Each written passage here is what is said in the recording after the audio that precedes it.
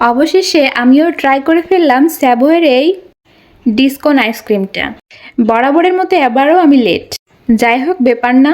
প্রথমেই আমি কাগজটা উঠিয়ে নিচ্ছিলাম। আমি খুব এক্সাইটেড ছিলাম আইসক্রিমটা খেতে কেমন হবে। বলা যেতে পারে আমি কিন্তু অনেকটা আইসক্রিম প্রেমী। যাই হোক, উপরে কাগজটা খুলতে দেখতে পেলাম এখানে চকলেটের বেশ মোটা একটা লেয়ার আছে। এটা খেতে অনেকটা চকলেটের মতোই, যেমন ধরুন ক্যাডবেরি। এই চকলেটের লেয়ারটা বেশ ভালোই লেগেছিল। যারা চকলেট প্রেমী আছেন তাদেরকে এটা অবশ্যই ভালো লাগবে। যাই হোক, উপরে চকলেটটা খাওয়া হয়ে গেলে এবার আসি নিচের যে আইসক্রিম ছিল সেটার কথা বলতে। এই আইসক্রিমটা একদমই এভারেজ ছিল, অন্যান্য কোন আইসক্রিমে যেমন থাকে ঠিক তেমনই। শুরুতে আমার এই লেয়ারটুকু যে খুব ভালো লেগেছে এমনটা নয়, তো পরবর্তীতে যখন আমি নিচের এই বিস্কুটের মতো অংশটা থেকে নিয়ে খাচ্ছিলাম তখন কিন্তু বেশ মজা লাগছিল। তারপর মাঝে একটা গর্ত দেখতে পেলাম, এটা কেন তা জানি না। পরবর্তীতে বুঝতে পারলাম ভিতরে গানাশের মতো একটা চকলেটের লেয়ার আছে।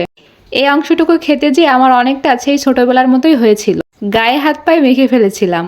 যাই হোক, আজকের ভিডিওটা কেমন লাগলো অবশ্যই জানাতে ভুলবেন না। টাটা।